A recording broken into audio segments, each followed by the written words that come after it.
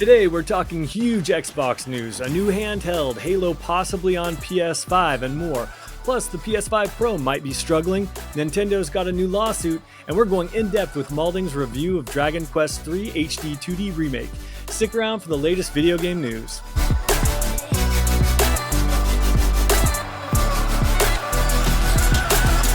Welcome, friends, to this week's episode of Good Playing With You, the weekly game podcast. I'm Dan Whitehill, and as always, I'm joined by my pugnacious party of Matts, Matt Lord. Hey, how's it going? And Matt Moulding. Hey now. We've got a lot of huge stories this week, so let's jump right into those headlines. All right, first up, let's talk about this huge interview that Phil Spencer just gave to Bloomberg. A lot of headlines coming out of this thing, and I really want to get your guys' opinion on that. From VG247, from Osen Kuhnke, and it says, Steam Deck, Nintendo Switch, and an Xbox handheld? Microsoft says it's happening, even if it's, quote, years away. The rumors are true. Xbox is following in Nintendo and Valve's footsteps as Phil Spencer confirms that a handheld is on the way.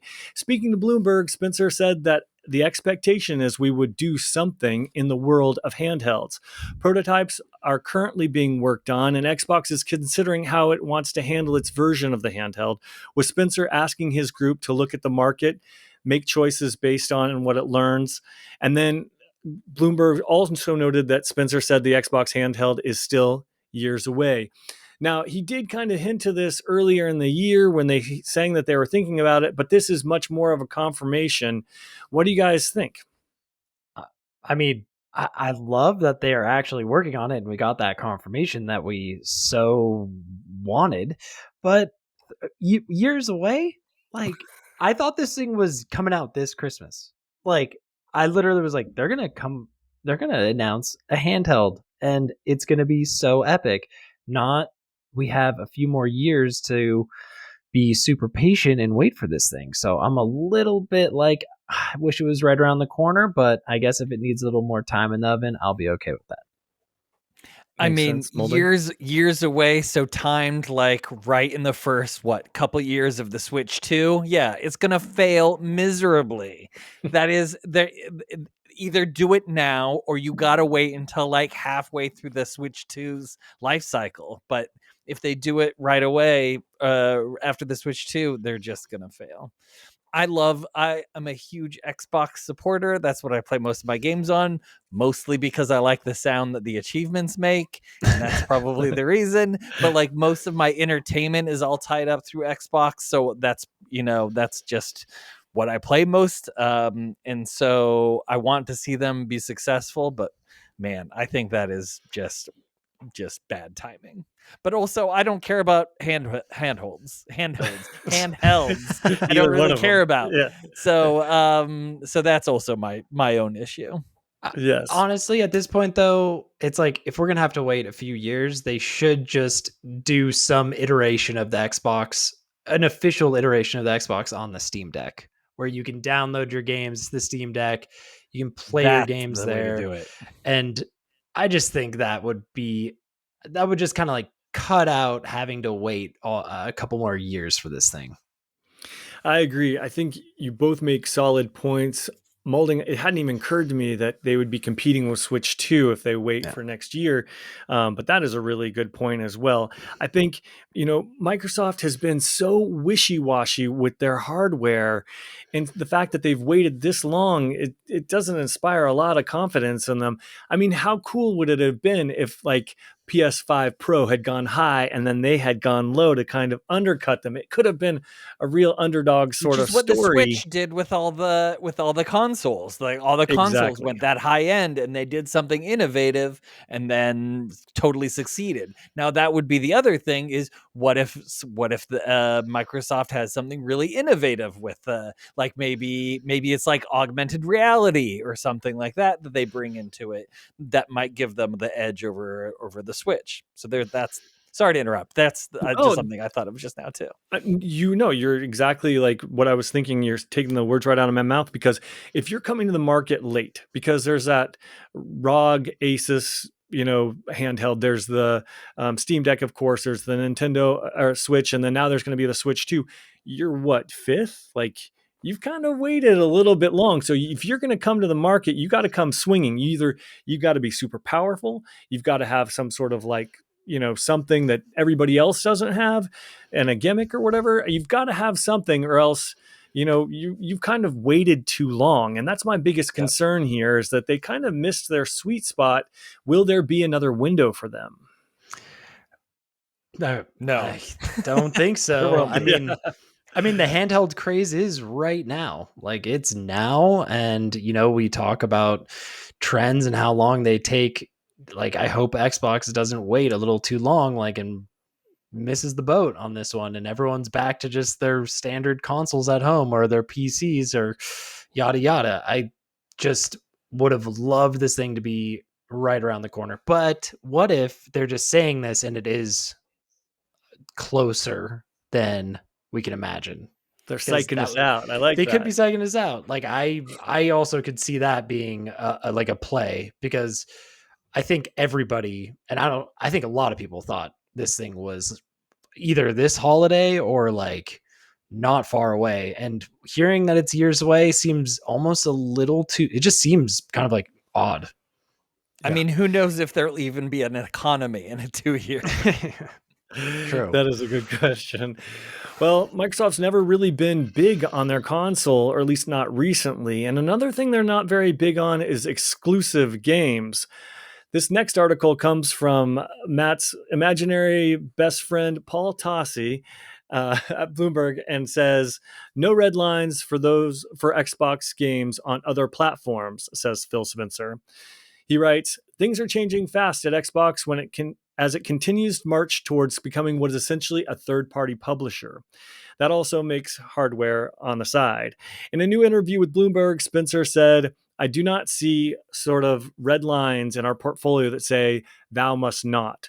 Going on to say that it's too early to make any decisions on the next Halo game. If there was going to be a red line, it certainly felt like Halo would be it.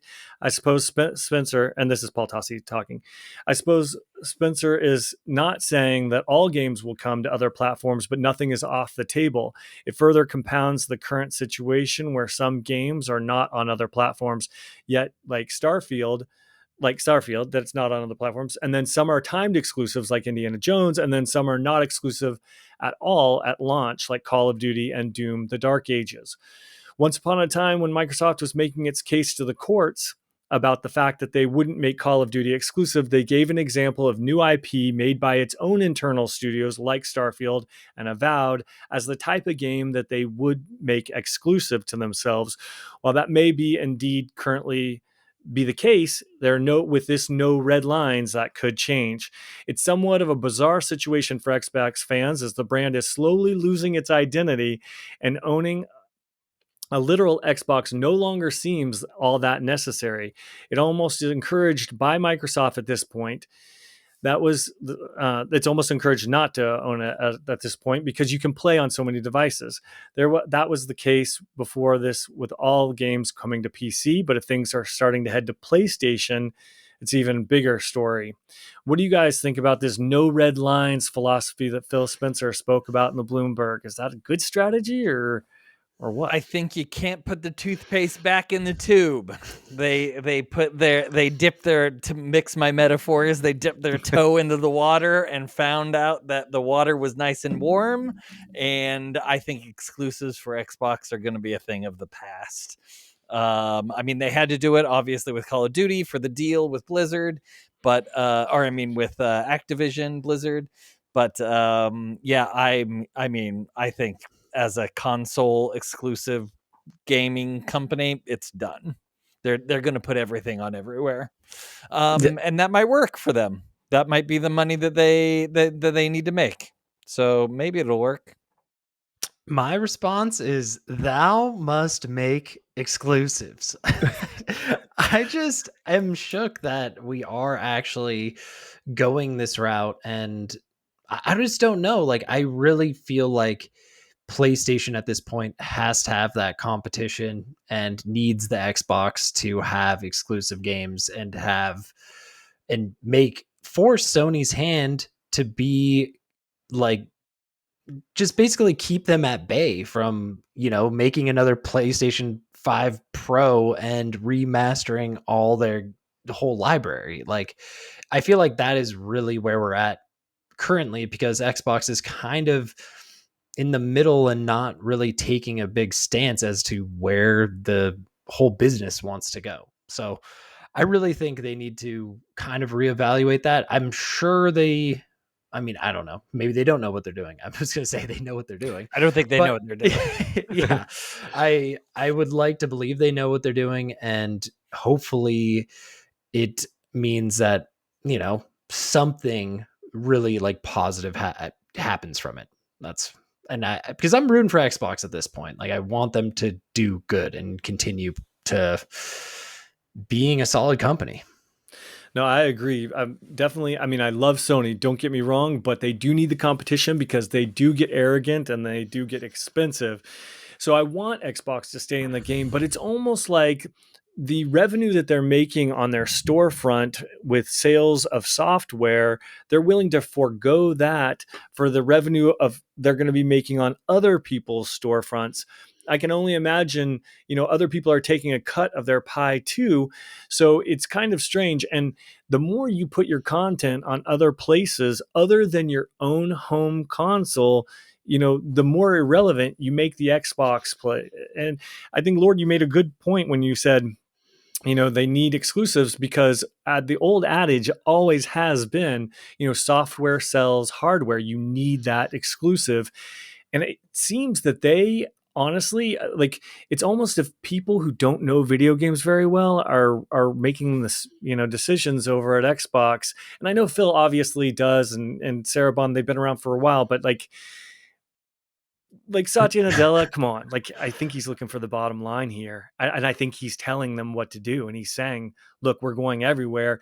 And a lot of this is driven because of A, corporate greed, of course, but B, because of the price of AAA games has gotten so astronomical and so expensive to make these blockbusters, that they're looking to recoup that as much as possible. So it's understandable. But maybe the solution isn't to continue with the model of these blockbusters the way they're going and pare that down a little bit, or mix your portfolio a little bit more, because they really seem to be swinging for the fences on some of this stuff.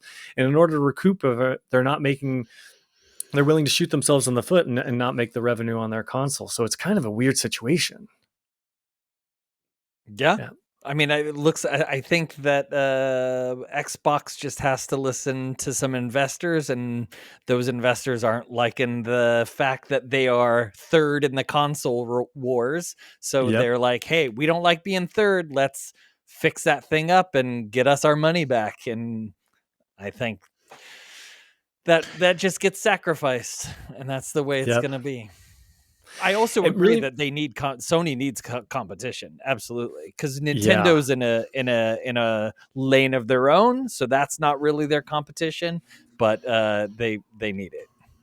Yeah, no, very true. And I mean, at this point, even with the handheld being years away, at least they're still making consoles. Like, at least that isn't off the table, because it's like, who knows? Maybe Xbox just goes like onto the iPhone mainly or something along those lines. It's crazy to think about. Yeah. I mean, honestly, I saw their commercial that they released today. Yeah. They've got this new big holiday campaign reminding people that Xbox is everywhere. And again, it's coming from people that don't understand video games, because no one wants to play, Indiana Jones or Call of Duty on all of these small devices, because you're going to get your butt kicked, at least in Call of Duty. And you're not going to get the big AAA best experience on your phone if you're playing Indiana Jones. That's the kind of thing you want to play at home with your big surround sound on your dedicated, hardware that's going to give you the fastest response, and you're going to have the best experience. But here are these people, these businesses that are like looking for their quote unquote blue ocean strategy, where no one else is competing and that they can head off into the horizon and toe the lead. And they really think that they have this great idea with Play Everywhere, which potentially they could if they could get the hardware that performs well and it does what it's supposed to do. But they're just doing it because they don't want to compete with Sony. And I don't see a lot of people. It's almost, it's eerily and not 100% reminiscent of Xbox 2013, Don Matrick, and the whole putting your TV on your Xbox, and they thought that was going to differentiate. I love that, though. I really loved it. I know it wasn't too bad, but the problem was they forgot about video games. They quit making video games altogether, and they expected other people. That's why I use Xbox as my entertainment center now, was because of that whole generation of stuff, and that's what got me. I was wondering why you did that so much, Malding. I see you on there. I'm like, Malding's on his Xbox watching Hulu. That's what it is. Hulu, Netflix, my TV. Yeah, it's everything. Wow. Yeah. I hopefully it's not quite that level. But I saw that same campaign where it's like, it's like switching from the iPhone, I think they even showed playing a Steam Deck, which makes me think like it's not off the they are showing that hardware, which is like, just put the Xbox, if you're going to do the handheld, just put the Xbox on there, let people download their digital libraries to SD cards on the system, and I'd be a happy camper at that point. The answer is to bring Kinect back. That's the answer. Bring Kinect back. That sounds pretty good. Oh my gosh. Not if it's going to drive up the price and drive people away. Dan, you nailed it too. Like, cloud gaming is just not there yet. Still, like, we're far away from cloud gaming being the answer. You can only play RPGs, in my opinion, in that type of format. Nothing that needs a fast reaction. No. So I'm not a believer fully. Like, internet infrastructure needs to go through the roof before we get there.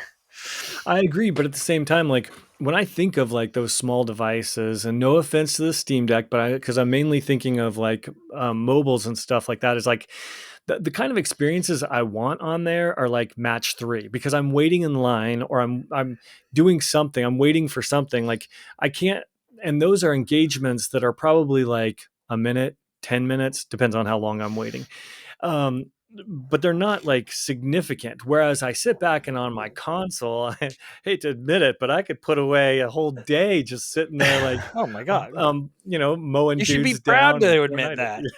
Yeah, that's awesome. Yeah, no, exactly. And it's like, so I expect a long-term engagement and great visuals, and my expectations and my desires are different for these platforms. And it's kind of like when the other day when we were talking about Netflix, and we're like, oh, look, Netflix is dropping their AAA studio and they're starting to focus on those mobile style games, because they're looking at the engagement numbers that are saying that mobile is going to be these just crappy little experiences and not real like video AAA experiences. And I think that Microsoft is missing that message, and they're trying to put these AAA big games on these small devices. And I'm not Nostradamus, but I don't know if that's going to work. Nope. It won't. Yeah. No. I know. That's a good point. Very good point. Like, I mean, Dan, you have a sweet setup at your place. I mean, you can't, between the handheld, like playing your game on your phone, and the couch with the massive TV, it's like, there's no comparison. I agree. And then it makes you wonder, like, with their loss of focus on hardware, is Microsoft just going to become a third-party company? Because the third quote I wanted to pull from this interview, that you don't need to answer until I read the actual article. Sorry. Yeah. Is Microsoft's gaming chief is still open to acquisitions after Activision deal. This comes from Dina Bass at Bloomberg. And she writes, after a tough year, Microsoft Corp's video game chief is still looking at acquisitions and charting how to compete and partner in the markets for handheld gaming devices and mobile stores. Deals that add, quote, geographic diversity, including in Asia, might be worthwhile, Phil Spencer said in an interview Tuesday at Bloomberg's offices in New York. Buying another mobile company would add to titles Microsoft picked up with its $69 billion acquisition of Activision Blizzard last year. Quote, we definitely want to be in the market, and when we can find teams and technology and capability that adds to what we're trying to do in gaming at Microsoft, absolutely we'll keep our heads up, Spencer said. Still, there's nothing imminent, and very large deals are probably off the table at present, as the company is spending a lot of time absorbing Activision Blizzard employees currently, he said. So that's interesting to hear that even after this huge acquisition, they're still looking to potentially acquire more. And then he like name checks like the mobile space and, like Asian markets. What do you guys think about that?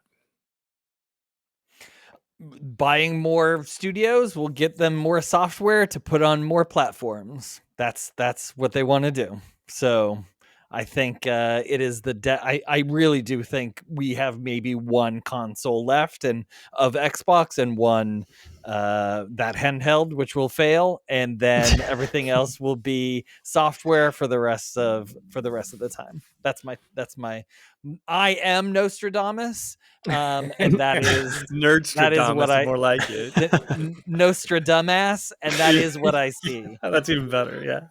Nerdstradamus. I just think it's strange, like, amidst all the layoffs too, they're bringing on all these new. I mean, they're potentially going to be buying more stuff, and it's just, I don't know. This one is just weird. Like, I thought we were just done at this point. Like, how much can we really? How much more can Microsoft really buy? It's like they have. I mean, they have an unlimited war chest. I think, as Microsoft is one of the top companies in the world. So I think that they maybe not unlimited, but I think they have deep pockets for sure. It's just, you would expect them even at this point to just. That's the thing, that you would think they would be able to take it to Sony no problem right now with as much as they already have. So it's like, what seems to be holding them back? Like, where is the hang up? Because I see world domination at this point. It's like, but we're not there. I don't get it. I agree. It's definitely a very curious situation. When he's talking about Asian markets and mobile games, it makes me think, where their priorities are. It's not necessarily console games that, like, we're the hardcore console game lovers. And I don't think that's really their attention. Not where literally. Their attention is. I don't literally love. I'm not a literal console lover. But yes, I do enjoy console. No, so it shows where, what they're chasing revenue and where they're chasing it. And so I wouldn't be surprised if we saw titles that were like Genshin Impact and things like that might not be as console friendly coming from them in the future. That's my biggest concern, is they're really taking their, they're like, I can't compete with Sony. So they're taking their ball and they're heading home. That's what it kind of sounds like to me. Wild. Yep. Yeah. Wild. It's definitely crazy to see how that turns out.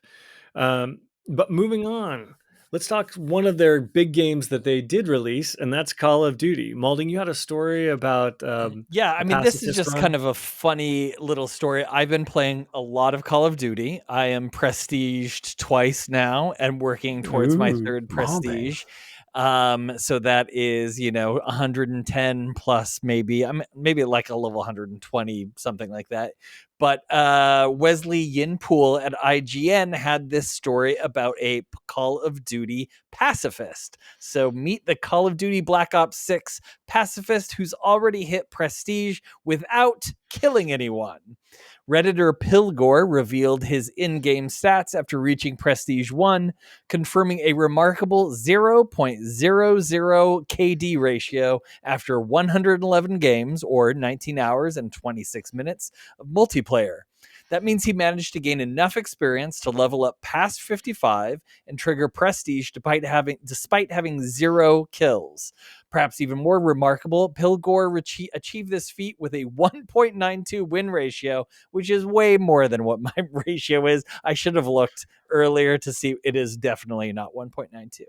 IGN interviewed Pilgore, real name John, to find out why and how he did it and obtained permission to publish one of his Nuketown matches to show off his impressive pacifist tactics, which you can go to IGN and see. In short, Pilgore employs a combination of playing the objective, which is kind of rare in Call of Duty, and using the spy cam tactical equipment and scrambler field upgrade to gain score during the match, then calls in a UAV, CUAV, and HARP score streaks as they become available. Pilgore also shoots down any enemy score streaks as soon as they come in. He does not shoot at enemy players at any point. Rather, he plays Call of Duty like the most useful support class you could ever want. The inevitable next question is, what's next for Pilgore? Perhaps unsurprisingly, given his history playing Call of Duty as a pacifist, there's no turning back now. Keep going until I get a kill or get bored, he vowed. I have a buttload of patience. So as a Call of Duty player, I also love the spy cam. It is definitely super helpful to get your score streaks, and the scrambler not so much, but it also does help. It's not a very useful power, at least in my opinion. But I love this idea of taking like a super popular game that everyone plays one way and just turning on its head and playing it a different way, like this guy's doing. I don't know how much fun it would be for me, because that's my question. most of the fun in Call of Duty is shooting dudes. So that not shooting them with camera, but shooting them, with the guns. So I don't know how much fun that would be. Would you ever try something like this? I don't think I could. Like Yeah. he said it himself. He has a buttload of patience, and I just Yeah. can't seem to do that. Even though I mean, there must be something there. If he has a 1.9 win ratio, Yeah. and he's just shooting UAVs down Well, and the tagging question I people. have, sorry to interrupt. I'm so confused, and then you can continue. Yeah, But like, how is please. his KD 0.0? Like, so he's not dying and he's not killing. So I was a little bit confused at too. Maybe there was a miscommunication there, because Yeah, it it's can't be gotta be. 0.0. His kills is 0. So maybe that's what they meant in the I was gonna story. say, yeah, it couldn't Not be the his KD. ratio. Yeah, I'm calling because he's shenanigans if obviously it's his KD. he's Yeah. definitely getting killed. So his ratio has got to be, Okay, good. his KD ratio has got to be really bad. Okay, But good. yeah, Just maybe because that was just a getting killed's my misunderstanding. specialty in that game, so I Yeah. can only Oh yeah. imagine, like if you're a pacifist, you're going to be even better at it than I am. So I that's wonder rad. But if that's also placing him in worse lobbies. Yeah. It just not killing anybody and probably getting killed a ton, and just so Oh, that's a good question. each Yeah. level, or each time he gets into a new map, he's probably placed with even worse players who are just like kind of maybe clueless. I'm not sure, but I mean, it seems like he He's could be probably tanking. placed with me. Yeah. One of the things though that probably helps his win-loss ratio is to have one person on your team just dedicated to support, not trying to go get kills. Yeah. Those UAVs getting shot down are super helpful because they really help the other team. I always try to shoot a UAV down when I can. And the tactical equipment, that camera really does help your teammate, your teammates find people on the map and get them. So that having a dedicated support would be really helpful. It's just not fun. No, For not sure. fun. Yeah, like how did he come up with this? I'm always wondering. I'm Yeah. like, did he just cook this up and he was like, I didn't get any kills, so why don't I just try this whole prestige no kills? Like, how did he do it? I think it was in the article, but I didn't include it in my Okay. rundown of it, that he has done it with other Call of Duty games, I believe. So this isn't the first one he's tried it with. I think he's done it with others, but Crazy. yeah. But so if you see Kilgore, give him a shot in the head, thank him for his service, and move on. For sure. Oh man, that sounds rough. Speaking of things that are rough, though, it sounds like some PlayStation 5 Pro scalpers are having a rough time of it. Lord, you had this story. Yeah. So guess what? the scalpers that gobbled up all the PS5 Pro pre-orders are taking losses on some of those purchases, which is we just love to see. So right now in the UK, you can get a buy it now. This is the UK, by the way. There's a UK and a US version of this. You can buy it now for £680, which is £20 cheaper than the £700 price tag. And there's one also as little as 247, which is in auction. Weird. Yeah, 247 auction. pounds, which is that would be an auction. And then also on the US side, we have listings. There's one that had 26 bids for $560. And then that was the main one. Some are trying to sell them for still like $1,000. But hey, when I see scalpers taking a major hit on a console like this, I mean, in any way, shape, or form, I am saying let's go, because scalping is like the worst thing for gaming, Dirt I feel like. bags, for Oh, but sure. they did mention in the article. The article also, I should mention, is from The Gamer, by Josh Coulson. Of course, the disk drives are selling through the roof. So if you are looking for one of those, you're going to be paying an astronomical price right now for one of those bad boys. And it's just interesting. Like, Sony is out here. I've read a bunch of articles saying, hey, the PS5 Pro is selling just as great. It's selling fine. There's nothing to worry about. Then you read an article saying the scalpers can't even offload these things. So it's like, who to believe? I Yep. think this console is not doing what Sony is hoping it's going to be doing. Well, I'm curious to talk about that, because the next article, though, that I put right under that, because I saw your article and then I added the quote from Sony president Hiroki Totoki is bullish. It says, this is from GameSpot, but he said PS5 Pro's huge price didn't negatively impact sales. So this was an article that was published last week, and he said that the $700 price tag might have been unpopular. He didn't say this, but I mean, like, the article says the $700 price tag might have been unpopular with the mass of players, but it hasn't negatively affected the sales of it. He said, I don't think. He added, hardcore users are the target of this hardware. So it's interesting to hear him kind of like try and come out and refute this sort of like narrative that's cropping up with people seeing all of these consoles on there. Because after I read your article, of course, I jumped on eBay and I was like, is this happening in the States too?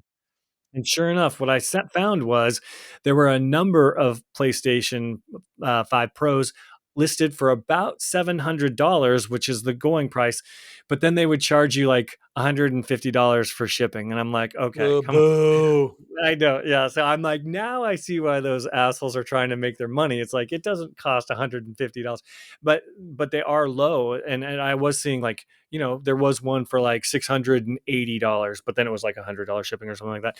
So it was clear that these things are not moving as fast as they would like. And it was interesting. These haven't even gone to the mass market stores like Best Buy and Amazon. These are still only from the Sony pre-order. So I'm curious to see what happens as Christmas rolls around. Maybe these things will pick up, or maybe with the economy the way that it really is, that people just don't have the money that's disposable to spend on this sort of stuff. So what do you guys think on that?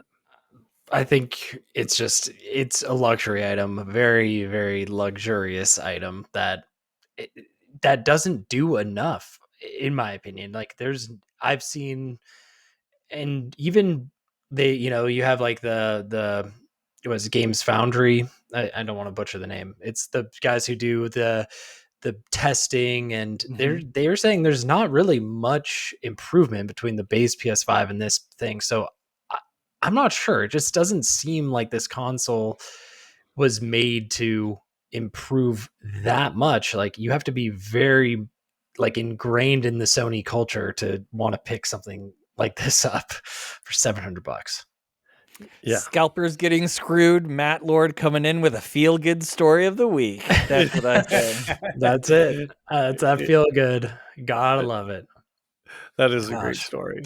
Yeah. So we'll see. Well, yeah, something to monitor, but I really don't think we'll have any.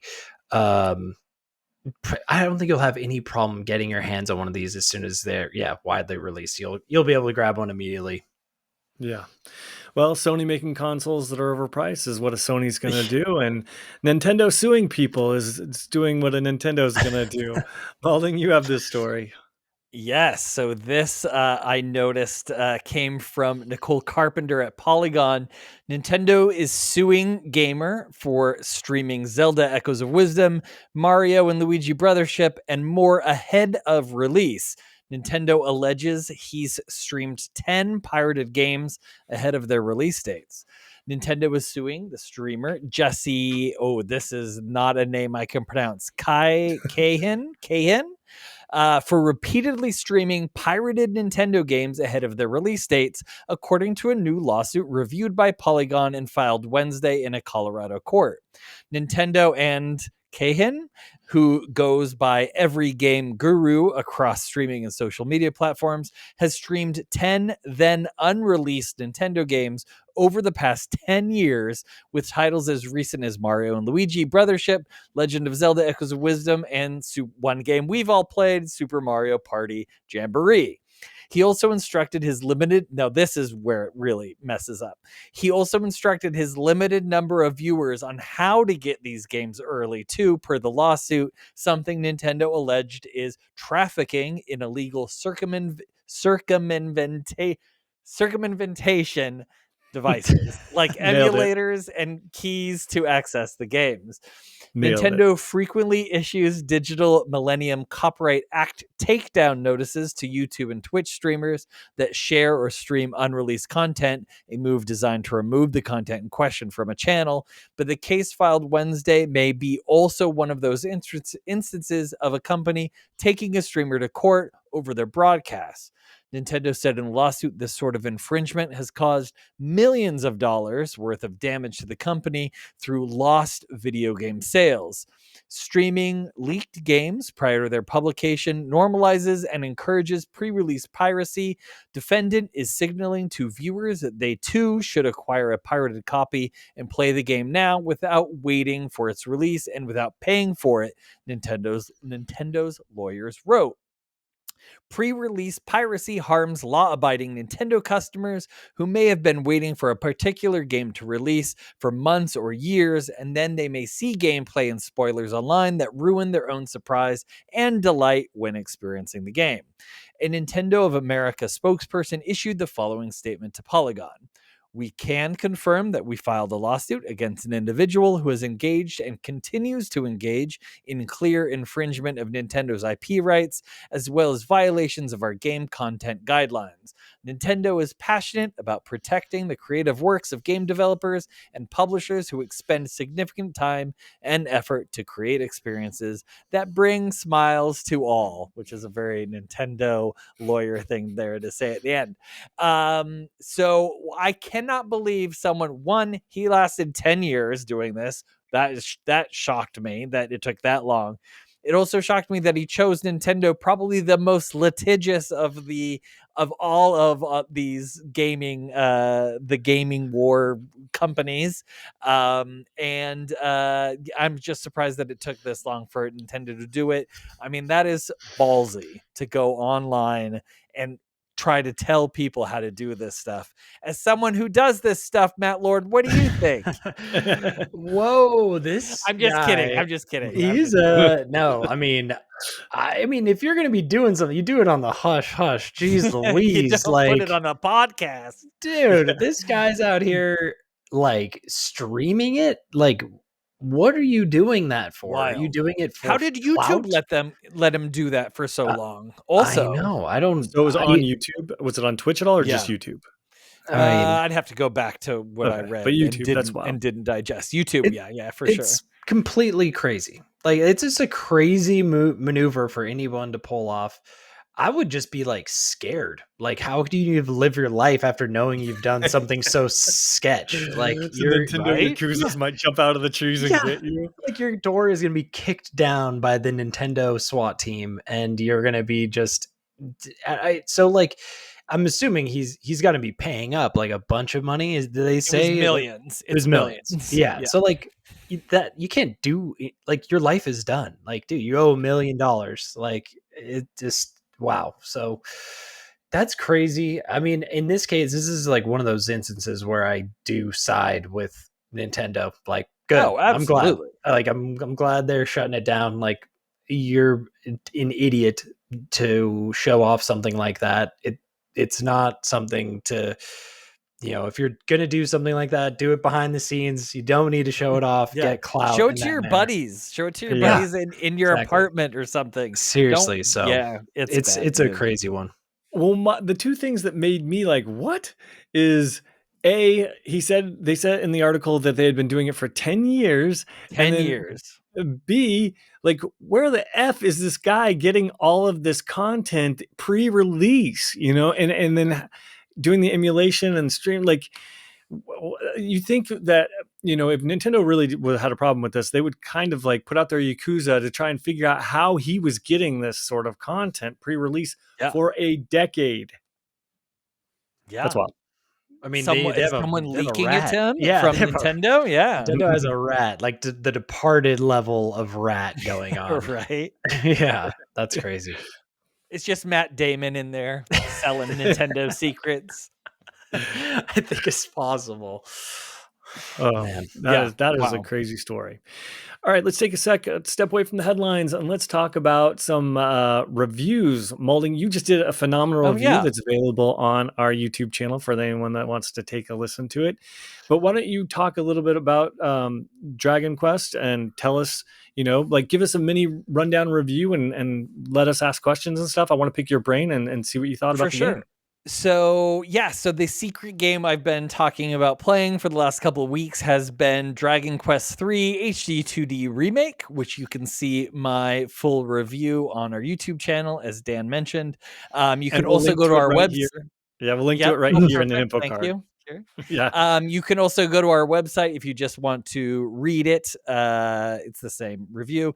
I gave it a 9 out of 10. To spoiler alert, it's an incredible game. So I did not play this game when I was a kid, but I did play Dragon Warrior, which was the first one, and I may have played Dragon Quest 3 or 2, but not 3. And these games are kind of the generation of like Final Fantasy 1, Final Fantasy 2, like in that kind of generation. They're the first role-playing games, JRPGs, that we had access to, at least when Dan and I were kids. And phenomenal games.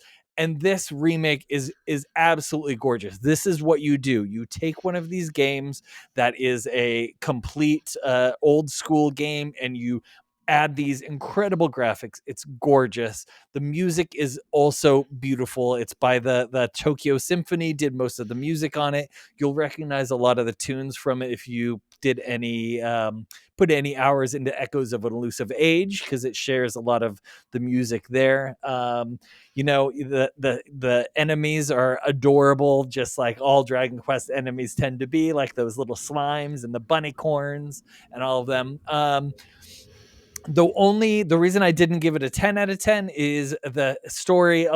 Story means a lot to me. The story is a little, and again, it's hard to blame it because it's basing a story off of something that came out 30 plus years ago. So I don't think they took many creative liberties with that. They kept pretty much what the story was then. But in this day and age, it's kind of, slow. It's, a kid going out into the world, trying to find his dad, and then getting involved in a, fate of the world kind of plot, which is kind of now typical RPG fare. Back then, it was a little bit more novel, but it's absolutely stunning, gorgeous. I had so much fun with it. There's this class system that's really involved where you pick a number of classes. It's not just like 4. It's not just like healer, a wizard, fighter, and ninja, which was what the original Final Fantasy had. There's something called, oh gosh, now I can't remember what it was called. This like a runabout or lagabout guy who just does his own thing. There's a monster hunter, which is a brand new class. That is me. There's a monster hunter, which is a brand new class for this that they put in. And so there's a wide variety of classes. At a certain point of the game, maybe about 10 or 15 hours in, you're able to change your classes, but keep all the skills that you learned from your level up. And then you get put back down to level 1 in the new class and build up those skills again. You keep a percentage of your hit points and magic points and stuff. And it's just a way to make your character get better and better and better as you go, which I loved. I thought that was so much fun because I did that with a couple characters, but then I also had the option to just stick with a wizard all the way through, which I did. And he ended up getting some fantastic powers there at the end that he wouldn't have received had I respect him and put him into a different class. So that was super fun. But again, I mentioned it a couple times already. I can't mention it enough that it's gorgeous. There's some like cut scenes. You can take a look at my review to see just what it looks like. It's stunning, and I really loved it. What was combat like? Knowing that this is an older game, did it feel dated? Do they do anything to update it, or I mean, in comparison to what it looked like back then, it's completely updated. It's updated to what combat in a JRPG looks like now. You start out, and it took me a second to figure this out, but you start out with a normal speed for your battles, and you gotta up that speed because it is slow. So up that speed for your battles as soon as you can. But yeah, what you do is you see you don't see your characters at all during the fight. No, that's not true. You see them when you're choosing what to use in the fight. But then when it goes to the turn of the actual fighting happening, you don't see them, and then you see your magic, your attacks go out, and then the attacks of the enemies come at you.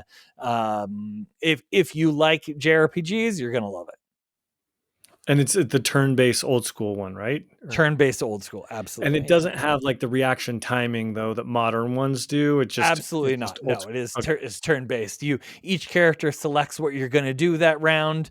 The last character selects what they're gonna do, and then the enemies and you alternate between attacks. As it should be. Oh, yeah, sorry. Old school tradition. Perfect for not streaming. Perfect for cloud-based. Exactly. Yeah, right. Exactly. Are you listening, Microsoft? Yeah. How long did it take you to beat this game? Oh yeah, so I didn't put that in the review, and I meant to. It took me about 38 hours to do the whole thing, and there's a lot of side quests that I didn't do. There's 3 difficulty levels. There's an easy level, which means none of your characters can die. They just go down to 1 hit point. I needed to use that near the end just to speed through. Most of the game I did medium difficulty, and I'll probably go back and play hard difficulty. I didn't want to do it to spend too much time on the review because hard difficulty limits the amount of experience and gold you get. Gold is very important. Inflation is real in this world. You need a lot of gold to get going. So definitely look into that. Exactly. There is a little bit of end game content too that I didn't get into too much, which is just, I think, actually, I don't even know what the end. I did a little bit of it. It was some hard battles, and then didn't finish that part. So are there any features like a new game plus for this or anything that happens if you play it again? I don't think new game plus. I just think there's that end game content after the credits roll that you're able to continue playing with your characters. There is a brand new thing that's kind of Pokemon-esque. You can, with this new class in the game, the Monster Hunter, and I might be butchering what that was called. It might not be Monster Wrangler. That's what it was. You can find monsters in the world, and that adds to his or her abilities in fighting. And then you bring those monsters that you find to some monster arenas, and you're able to fight with them in a few different cities and gain some rewards. So there's kind of this like little Pokemon-esque side game to it that was a lot of fun too.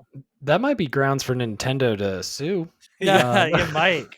Don't stream it. Well, yeah, I mean, 2 quick things that I thought were really sound awesome was the 1 button heal party feature. Yes. It's so that was awesome. Did you say Metaphor is doing that? Metaphor does it too. Yeah. Okay. It's so I don't great. understand. Yeah. It just does like that is so cool. Your party after a few battles, let's say you're, half hit points on a bunch of them, instead of selecting one character, having them cure each one, you just hold down Y and it cures your party through the most efficient way possible. Does it in this. Metaphor ReFantazio does it too, and I love it. It's so okay. That's a game changer. And then like the one thing that I got hung up on that you mentioned in the review was there was like moments where there were battles every like 5 to 10 seconds. And I literally was like, I don't know, like sometimes that can get me thrown out of the game pretty fast, unfortunately. Like it did too. When you just want to get someplace fast and you're all powered up, you're too powerful for the things, and you're still getting hit by like slimes. It got a little, it was a little intense. Thankfully, as I mentioned in the review, you play the thief, you get this power called pad foot, and you're able to use that power and bypass a lot of battles, which was very, very important. Nice. One more question for you.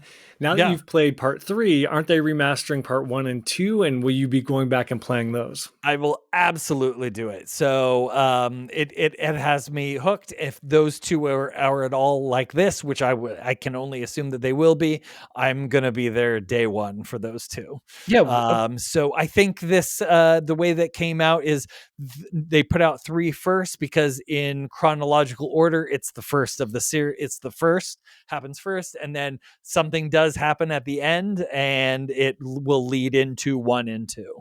That's exactly what I was just going to ask, Malding. I'm like, why did they do 3 first? Like, what is this? Okay, makes perfect sense now. Nice. Well, thanks for that. That was highly really recommend cool to hear. Right on. And for anyone else who wants to know more, definitely check out Malding's awesome review that's available now on our YouTube channel. Thank you. All right. Now let's move on to the topics of the week. All right, this week, well, first off, if you want to suggest a topic, feel free to write in to us at goodplayingwithyou@gmail.com. And this week, I came up with the topic, and it's essentially, what the hell is it? Here we are. What are the 2 or 3 games that you absolutely love, but you can't recommend because it's not for everyone? And you cannot name Friday the 13th for myself, Death Stranding for Matt Malding, and of course Baldur's Gate 3 can't be mentioned for Malding and Lord. Why would I ever mention Baldur's Gate 3? Baldur's Gate 3 is for everyone, Dan. For everyone. So it doesn't even fit the question. How much you love it. Yeah, Malding. And I didn't just buy Death Stranding on the Xbox again. I didn't do that. I did not do that. Sure. I didn't do it. I bet you were so pumped with that surprise launch that you ran out and bought it right away. I was so pumped. I was like, oh, $20? No question. I bought it instantly. It was crazy. I was so stoked. Like, what a good shadow drop, honestly. And that is a fantastic shadow drop. Is it the director's edition that you made me buy? Yes, it was the director. You should get it now on the Xbox. I actually might give it another spin. I really might. No, I have it on 3 systems now, so I'm just saying it's Game Pass written all over it in at least 1 year, and that's when I'll dip back in. That's a good point. Oh man. All right. I had to take us there for 1 sec. Okay, back to the topic. So I'll go first. Tropico, the Tropico series, absolutely not for everyone. It's a sim. It's like a Sim City simulator. But there is like a story kind of to it, a little bit maybe. There is at least, I think I've played at least 5 and 6, maybe 4, 5 and 6. I would not recommend this for everyone. I absolutely love it. I think it's so much fun. I love building cities, and you can build like resorts, and you mine, and you do all this stuff you can get real nitty gritty into like taxes, and there are like quests to do. And it's really funny too. There's a lot of humor to it. Definitely recommend Tropico. Nice. Malding or Lord, what's your first one? All right, my first one, Rockstar's Manhunt. Because that game is basically just smut in a video game. I'm down. You have my attention already. And well, it's, it is a PS2 game. So if you got to get your hands on a PS2, and you could also play the second one on the PSP, which is also fantastic. But this game will definitely earn you some side eye. It has just the most graphic, like CCTV type of like, you'll like be like sawing people's heads off with like shards of glass and like doing crazy things. I know. Yeah. It's just a crazy, but it's like very stealth and it's considered to be like a masterclass in horror. And so wait, I've heard of this game for years and years. What are you doing in this one? You're just going into rooms and trying to murder people or something? Essentially, yeah. You're trying to get like the most brutal kill in, and like when you do a kill, it like goes into this like security camera footage type of thing, and like somebody's watching, and you're like, the better you do, you basically get kind of like points on how good of a kill you do. And that sounds really fun. it is. It's a blast. It was a really good PS2 game, but it's one of those ones where it's like it's so fun, but it's like, can you really recommend this game to somebody? Somebody's be like, dude, you need like attention. Like, so it's one of the. It's definitely a perfect game that fits right in this topic. Nice. My first one would be Days Gone. And I know, Lord, you played it and you liked it as well. Yeah. This one I find hard to recommend because even now it's still a little glitchy. Like you go to kill these hordes of zombies and then they're not there and all of a sudden they appear there. So it's still got some lovable jank. I think it's a true underdog game. I absolutely adore it. But unfortunately, every time I bring it up, people are like, oh, didn't that game fail? Didn't that game tank? Or isn't that the 4-player shooter? Like, and I'm like, no, like people either don't remember it or they think something awful of it. It's a completely great game, but I had to stop bringing it up because everybody disses me every time I talk about how good it is. That's really too bad because that is a phenomenal game. But I I could, think it's got like yeah. I think it's got like it'll eventually it will find a cult following because it is. I thought it was really good. I think I it's made getting it there. about 10 hours into it and I found it so boring. So boring. Maybe Right? it picks up there after 10 hours and I just No. missed my Yeah. window. Oof. All right. Takes place in Moving. Oregon though. Fun. Yeah, my second one is Age of Wonders 4. I think that's the one. Let me make sure that's the one I put in there. Yeah, the Age of Wonders series. So it's kind of this mix of SimCity, not SimCity, of Civilization. It's got the Civilization city builder sort of thing on hexagons. And then when you go to fight Boring. something, I know, see, not I'm for out. everyone. And then when you go to fight a faction, another faction, you actually do the battles. You can choose to actually do the battles. It sends you down to another hexagon like place where then you place your troops and then you have a turn-based kind of troop battle against the other troops. I loved it. Oh, so good. So meaty, so grindy. I loved it. I mean, you got pretty worked up over it when it was in the showcase, that Xbox showcase, or the new one. So that's Age of Mythology. That is a different one. This is Age of Wonder. I don't even think that they're the same. Maybe they might be from like the same lineage. I'm not quite sure. This is one that came out. There was a sci-fi one. I think it was also called Age of Wonders. It might have been called Age of something else. And this one is a fantasy one. You have heroes that you can equip with special abilities. It's just it's so good. I loved it so much. All right, Lord. Everyone else would hate it, but I loved it. My second one is Astral Chain for the Nintendo Switch. And I think, Dan, I even tried to sway you on this one. I played the F out of this thing. It is peak platinum games. Honestly, I feel like it's one of the best Switch games out there, but people are real sus on this game. It's like heavily Japanese.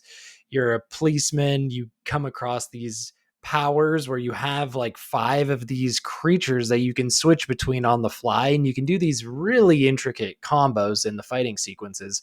But I found that the combos are really hard to pull off well because I felt like I just started spamming, and I think that was really what people's big gripes were. They just like couldn't figure out how to do the combos correct. It was kind of a challenge, but awesome game. I thought the visuals were really well. It was optimized in a way that the frames were there, which is always a plus on the Switch. I thought everything looked good. And I thought the story was cool. It was definitely a different game. And but I liked it. I thought it was awesome, and that's one of those games where I'm just like, I don't know if you may not get into it, but absolutely loved it. Put some serious hours into that one. Yeah.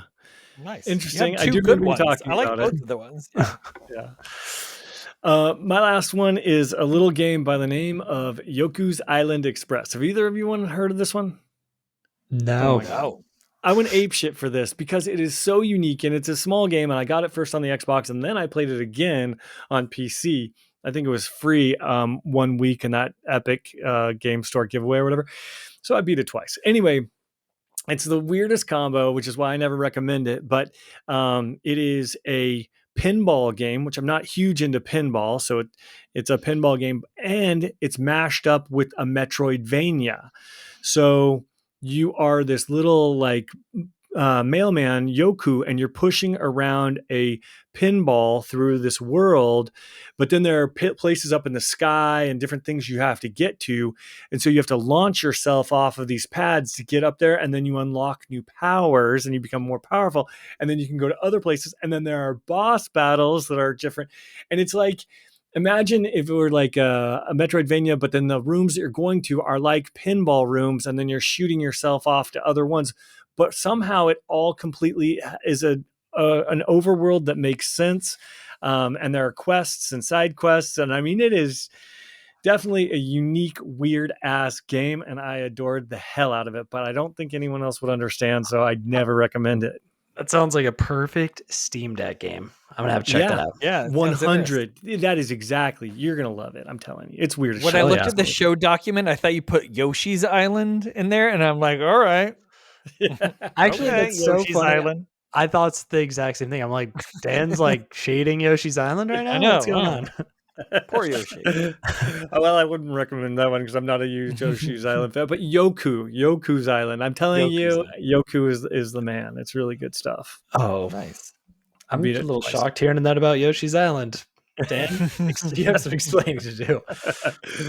We're gonna have to fight about that one later, but that pretty much wraps up everything we have for this week.